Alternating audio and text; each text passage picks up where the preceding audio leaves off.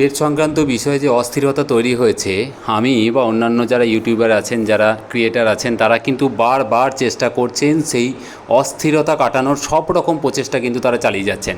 কিন্তু তারপরেও দেখা যাচ্ছে যে আপনাদের মধ্যে অস্থিরতা কিন্তু কমছেই না, বরং বেড়ে যাচ্ছে।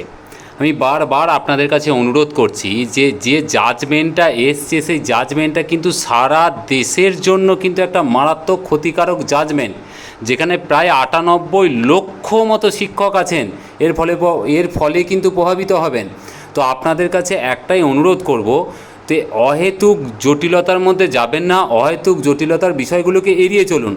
যে বিষয়গুলো আপনাদেরকে কোনো রকম প্রভাবিত করছে না, সেই বিষয়গুলো নিয়ে কেন আপনারা ফালতু আলোচনা করছেন বা কেন জটিলতা তৈরি করছেন, আমি সেই বিষয়গুলো আপনাদের সামনে আরও একবার স্পষ্ট করে দেওয়ার চেষ্টা করছি। ভালো করে দেখুন। কেউ অহেতুক চিন্তিত এসএসসি ৯০ নম্বরে যে টেট হয়েছিল সেইটা নিয়ে। আমি আপনাদের বারবার বলছি, 2012 29শে জুলাই এসএসসি যে পরীক্ষা নিয়েছিল, ৯০ নম্বরের একটা টেট পরীক্ষা হয়েছিল। সেই টেট পরীক্ষার পর একটা 60 নম্বরের সাবজেক্টের পরীক্ষা হয়েছিল। এনসিটির কোনো গাইডলাইনে ৯০ নম্বরের টেট নেই, এটা বাস্তব, এটা আপনাকে মানতে হবে। কিন্তু হ্যাঁ, এটাও বাস্তব যে ৯০ নম্বরের টেট পরীক্ষা দেওয়ার পর আপনাদের কাছে একটা করে টেট সার্টিফিকেট আছে, তার মানে সেটা পরবর্তী সময়ে নিশ্চয়ই কোনো রকম মান্যতা পেয়েছে। আপনারা কথাটাকে স্পষ্ট করে ভালো করে বোঝার চেষ্টা করুন। এনসিটির গাইডলাইনে ১৫০ নম্বরের টেট আছে প্রথম দিন থেকে। 2010-এর পর 2011 নোটিফিকেশন খুলে দেখুন, ১৫০ নম্বরের টেটের স্পষ্ট উল্লেখ আছে, ৯০ নম্বরের টেটের কোনো উল্লেখ নেই। কিন্তু আপনাদের হয়তো চিন্তা করার কোনো কারণ নেই। আপনারা পরীক্ষা দিয়েছেন, চাকরি পেয়েছেন, সরকার একটা ৯০ নম্বরের টেট নিয়েছে। আমরা অনেক ক্ষেত্রে দেখেছি যে সরকার একটা পরীক্ষা নেওয়ার পর তারপর যখন কোনো সংস্থার কাছে আবেদন করে, সে যদি সেটার অনুমোদন দিয়ে দেয়, তার ভিত্তিতে আপনারা যদি সার্টিফিকেট পেয়ে যান, তাহলে এখন থেকে ওইটা নিয়ে চিন্তিত হওয়ার তো কিছু নেই। অহেতুক ৯০ নম্বরের টেট নিয়ে জল ঘোলা করেন না। আপনারা একটা টেট পরীক্ষা দিয়েছেন, সেই টেট পরীক্ষায় একটা সার্টিফিকেট পেয়েছেন, সেই টেটটা এখনও পর্যন্ত ভ্যালিড। পরবর্তী সময়ে যে আপার প্রাইমারি রিসেন্ট যে নিয়োগটা হলো, সেখানেও কিন্তু ৯০ নম্বরের টেট পাস করা অনেক ছেলে চাকরি পেয়েছে। আমি আপনাদের কাছে অনুরোধ করব, আপনারা এইটাকে নিয়ে অহেতুক জল ঘোলা করেন না। নিজের বিপদ নিজে ডেকে আনার কোনো প্রয়োজন নেই। অহেতুক তর্ক বিতর্কে জড়িয়েন না। ৯০ নম্বরের টেট কিন্তু টেট হিসাবেই সার্টিফিকেট পেয়েছেন, এনসিটির সাথে কম্প্যারিজন বা কোর্টমুখী করার কোনো রকম প্রয়োজনীয়তা নেই। আপনারা সুরক্ষিত, আপনারা 9, 10, 11, 12-এ কর্মরত আছেন, আপনাদের এই মুহূর্তে কোনো রকম বিপদ নেই, আপনারা নিশ্চিন্তে থাকতে পারেন। পরবর্তী প্রাইমারি 2012 টেট, একই কথা বলবো। 2012 টেটে 100 নম্বরের যে পরীক্ষাটা হয়েছিল, আপনাদের শুধুমাত্র 90-এর সাথে একটু পার্থক্য আছে। এসএসসির যে ৯০ নম্বরের টেট, তার সাথে আপনাদের প্রধান পার্থক্য হচ্ছে এসএসসি ৯০ নম্বরে টেটে একটা সার্টিফিকেট দিয়েছে। সম্ভবত আপনাদের কোনো সার্টিফিকেট দেওয়া হয়নি। এটা আপনারা যদি আদায় করে নিতে এর আগে পারতেন, খুব সুবিধা হতো। আপনাদের আমি দোষ দিচ্ছি না, এটা আপনাদের কাজ না, এটা একটা সিস্টেম, এটা অটোমেটিক দেওয়া উচিত।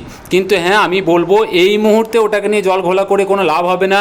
এই পরিস্থিতিটা যেটা তৈরি হয়েছে, এখানে দেখা যাক আলটিমেটলি আউটকামটা কি আসে।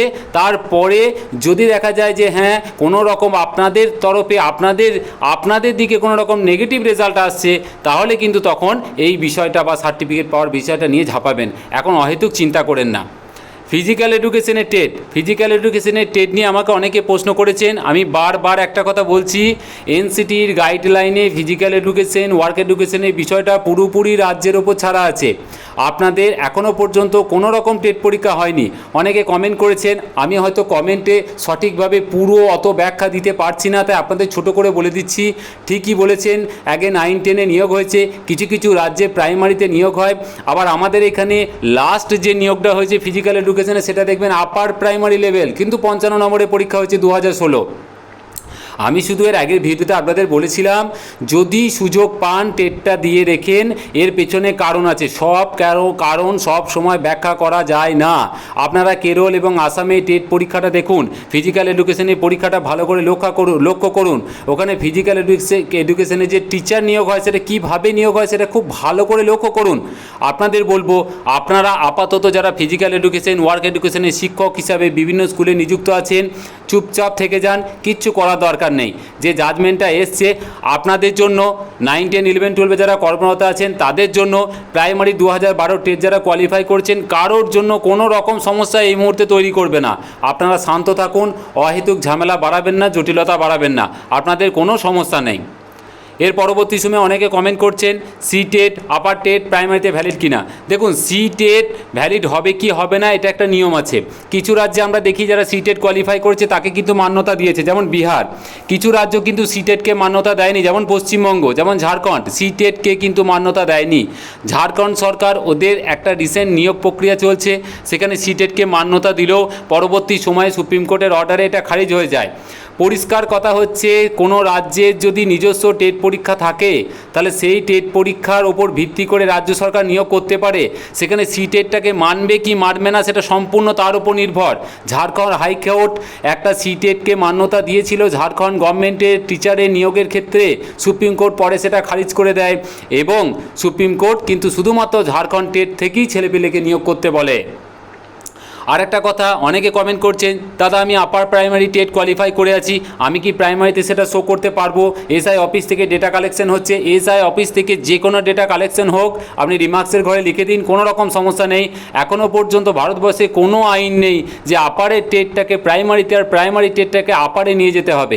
আপনারা একটা পরিষ্কার করে বোঝার চেষ্টা করুন, আপারের যে টেট পরীক্ষাটা হয় তার যে টোটাল প্যাটার্ন, কোশ্চেন প্যাটার্ন, যে সিলেবাস সেটাকে দেখুন, আর প্রাইমারি টেটের যে সিলেবাসটা খুব ভালো করে দেখুন, দেখবেন এর মধ্যে অনেক পার্থক্য আছে। আপাতত আপার টেট প্রাইমারিতে, প্রাইমারি টেট আপারে কোনো রকম গ্রহণযোগ্যতা নেই। যদি পরবর্তী সময়ে কোর্ট কোনো অর্ডার করে থাকে, কোনো কনসেশন দিয়ে থাকে, মানবিক কারণে যদি কনসেশন দিয়ে থাকে সেটা পরে আলোচনা করা যাবে, সেটা আমার জানা নেই, সেটা ভবিষ্যতে হলেও হতে পারে।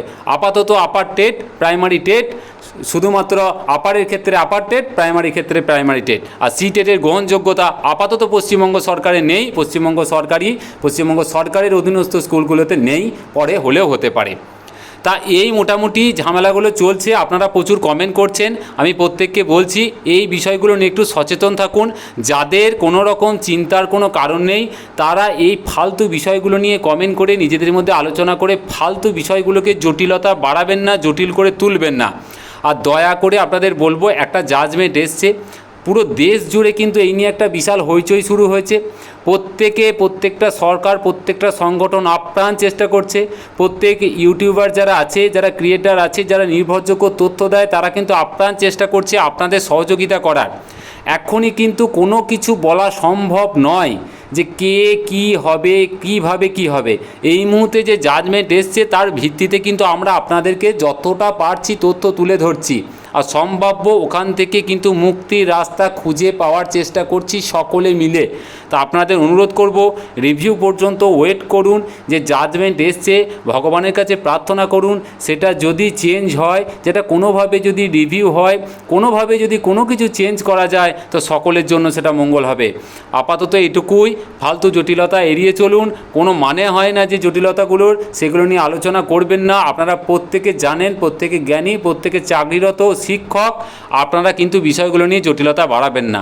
একটু অপেক্ষা করুন, একটু অপেক্ষা করার পর 6 তারিখে কোর্ট খুলবে, হিয়ারিং হবে, সমবেতভাবে লড়াই চলবে। আমরা ভীষণ আশাবাদী যে এই বিষয়ে আমাদের পজিটিভ রেজাল্ট আসবে। পরবর্তী ভিডিওগুলোতে এখান থেকে মুক্তির সম্ভাব্য রাস্তাগুলো প্রমাণসহ আমি আপনাদের সামনে তুলে ধরার চেষ্টা করব। খুব ভালো থাকবেন, আর যদি অবশ্যই ভিডিওটাকে ভালো লাগে তো শেয়ার করবেন, আমার চ্যানেলটাকে অবশ্যই যেন সাবস্ক্রাইব করবেন, আর যা দরকার কমেন্ট করে জানাবেন। খুব ভালো থাকবেন, ধন্যবাদ।